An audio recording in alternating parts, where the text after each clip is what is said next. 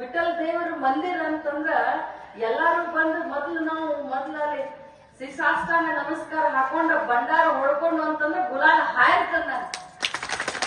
ಯಾವುದೋ ಒಂದು ಚಲೋ ಕೆಲಸ ಇವತ್ತು ನಾವು ಮಾಡಿದ್ರ ನಾವು ಹಾಲು ಮತದಾರರ ಅಣ್ಣತಮ್ಮರನ್ನ ಕರ್ಕೊಂಡು ನಾವು ಮೊದ್ಲು ಕೆಲಸ ಶುರು ಮಾಡ್ತೇನೆ. ಅದು ನಮ್ಮ ಹಿರಿಯರ ಬಂದಂತ ಪದ್ಧತಿ ಅಂತ.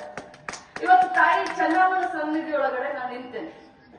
ಇದು ಹೆಂಗಂತಂದ್ರೆ ಕಿತ್ತೂರು ರಾಣಿ ಚೆನ್ನಮ್ಮ ಅಂತ ಒಬ್ಬರನ್ನ ಯಾವತ್ತೂ ನಾವು ಕರೆದೇ ಇಲ್ಲ. ಕಿತ್ತೂರು ರಾಣಿ ಚೆನ್ನಮ್ಮ ಹಿಂದಿಂದ ಶರ ಹಿಡ್ಕೊಂಡು ಸಂಗೊಳ್ಳಿ ರಾಯಣ್ಣ ಬಂದ ಬಿಡ್ತಾರೆ. ಬಲಗೈ ಬಂಟ. ಸ್ವಾಮಿ ನಿಷ್ಠೆಗೆ ಇನ್ನೊಂದು ಹೆಸರು ಹಾಲು ಮತದ ಸಮಾಜ. ಸ್ವಾಮಿ ನಿಷ್ಠೆಗೆ ಇನ್ನೊಂದು ಹೆಸರು ತ್ಯಾಗಕ್ಕೆ ಬಲಿದಾನಕ್ಕೆ ಇನ್ನೊಂದು ಹೆಸರು, ವಿಶ್ವಾಸಕ್ಕೆ ಇನ್ನೊಂದು ಹೆಸರು ಅಂತಂದ್ರ ಅದು ಸಂಗೊಳ್ಳಿ ರಾಯಣ್ಣ. ಬಹಳ ಖುಷಿ ಆಗ್ತದೆ. ಇವತ್ತ ಚಂದ್ರಾಜ್ ಬಹಳ ಚಂದ ಮಾತಾಡ್ದ, ಇವತ್ತ ವಿಠಲ್ ಬಹಳ ಚಂದ ಮಾತಾಡ್ದ, ನಮ್ ಗಂಗಪ್ಪ ನಮ್ಮ ಕಮಿಟಿಯವರ ಅಧ್ಯಕ್ಷರು ಬಹಳ ಚಂದ ಮಾತಾಡಿದ್ರು. ನನ್ ಹೊಟ್ಟಂತ್ರು ಶಾಂತ ಐತಿ.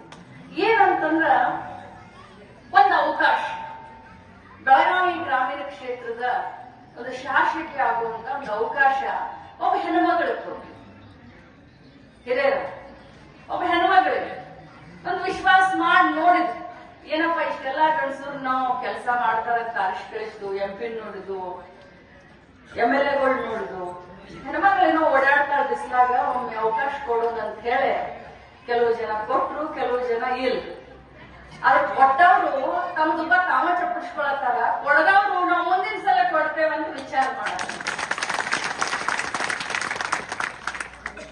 ದೇವರು ಒಂದು ಅವಕಾಶ ಕೊಟ್ಟಂತ ಸಂದರ್ಭದಲ್ಲೇ ಯಾವುದೇ ಜಾತಿ ರಾಜಕಾರಣ ಮಾಡದೆ, ಯಾವುದೇ ಭಾಷೆಯ ರಾಜಕಾರಣ ಮಾಡದೆ, ಎಲ್ಲಾ ಜಾತಿ ಎಲ್ಲಾ ಭಾಷೆಯವರು ನಮ್ಮವರು ನಮ್ಮ ಮನೆ ಮಕ್ಕಳು ಅಂತ ಕರ್ಕೊಂಡು ಅಧ್ಯಕ್ಷ ಒಂದು ಮಾತು ಹೇಳಿದೆ, ಕೊಟ್ಟಿದ್ದು ತನಗೆ ಬಚ್ಚಿಟ್ಟಿದ್ದು ಪರರಿಗೆ, ಕೊಟ್ಟಿದ್ದು ತನಗೆ ಬಚ್ಚಿಟ್ಟಿದ್ದು ಪರರಿಗೆ, ಕೊಟ್ಟಿದ್ದು ಕೆಟ್ಟಿತನ ಬೇಡ ಕಟ್ ಇಟ್ಟಿಹುದು ಬುದ್ಧಿ ಸರ್ವಜ್ಞ.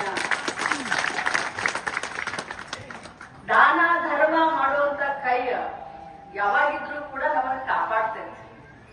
ಹೆಂಗ ಕಾಪಾಡ್ತೈತಿ? ಒಂದು ವರ್ಷದಿಂದ ದೊಡ್ಡ ಆಕ್ಸಿಡೆಂಟ್ ಆತಲ್ರು, ಮತ್ ಉಳದ್ನೇ ಇಲ್ಲ. ಯಾಕೆ ಉಳದ್ನಂತಂದ್ರೆ ಇಂಥ ಪುಣ್ಯದ ಕೆಲಸ ಕಾರ್ಯ ನನ್ನ ಕಡೆಯಿಂದ ಆಗಬೇಕಂತ ಭಗವಂತ ಹಣೆ ಬರ್ದಾಗ ಬರ್ತಾನೆ. ಅದಕ್ಕೆ ಎಲ್ಲರ ಕೈಲಿ ಆಗೋದಿಲ್ಲಮ್ಮ.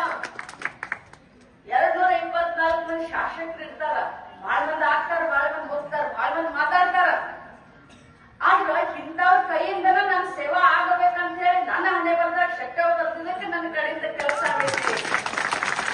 ಅದು ನನ್ನ ಸೌಭಾಗ್ಯ ಅಂತ ಹೇಳ್ತೇನೆ. 152 ದೇವಸ್ಥಾನ ನಿರ್ಮಾಣ ನನ್ನ ಕ್ಷೇತ್ರದ 152.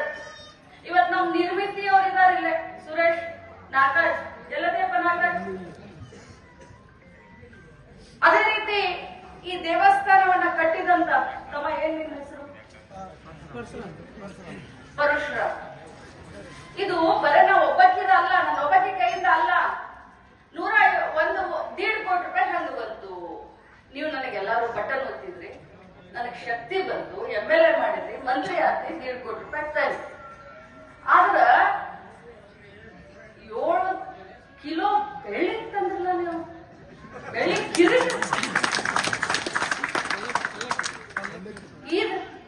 ಇದು ಎಂತ ಬಂಗಾರ ಅಂತ ತಕೊಂಡ್ರಿ? ಇದು 100 ತೊಲೆ ಇದು ನನಗಿದೆ.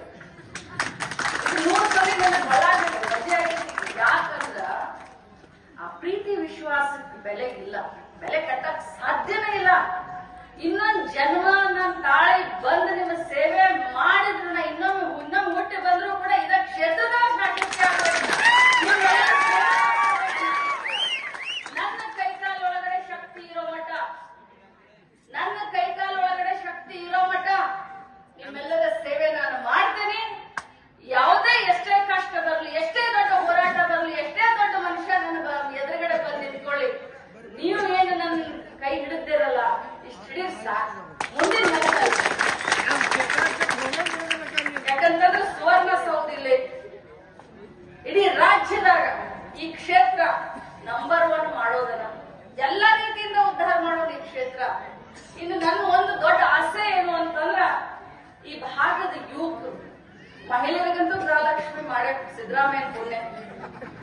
ಗೃಹಲಕ್ಷ್ಮಿ ಮಾಡಿದ್ದೇವೆ. ಈಗ 2 ತಿಂಗಳದ್ದು ಹಾಕಿದ್ದೀನಿ, 4 ಸಾವಿರ ಬರ್ತೈತೆ ನಿಮ್ಗೆ ಈಗ ಸದ್ಯ.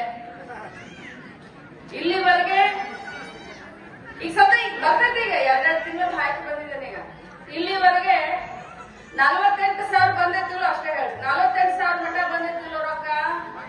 8 ಮಂದಿಗೆ 48,000 ಬಂದೈತೆ ಕೈ ಹತ್ತಿ. ಈಗ ಮತ್ 4,000 ಹಾಕೇನಿ.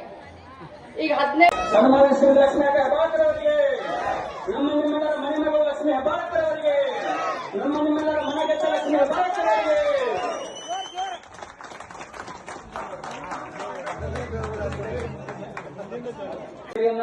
ಜೊತೆಗೆ 1 ತೊಲೆ ಬಂಗಾರವನ್ನ ಕೊಡ್ತಾ ಇದ್ದೇವೆ. ಯಾಕಪ್ಪ ಅಂತಂದ್ರೆ ತವ್ರ ಮನೆ ಶಾಂತಿ ಇದ್ರೆ ಹೆಣ್ಮಕ್ಳು ಬಹಳ ಶಾಂತಿ ಇರ್ತಾರ. ಅದಕ್ಕಾಗಿ ಒಂದು ಸೀರೆಯನ್ನ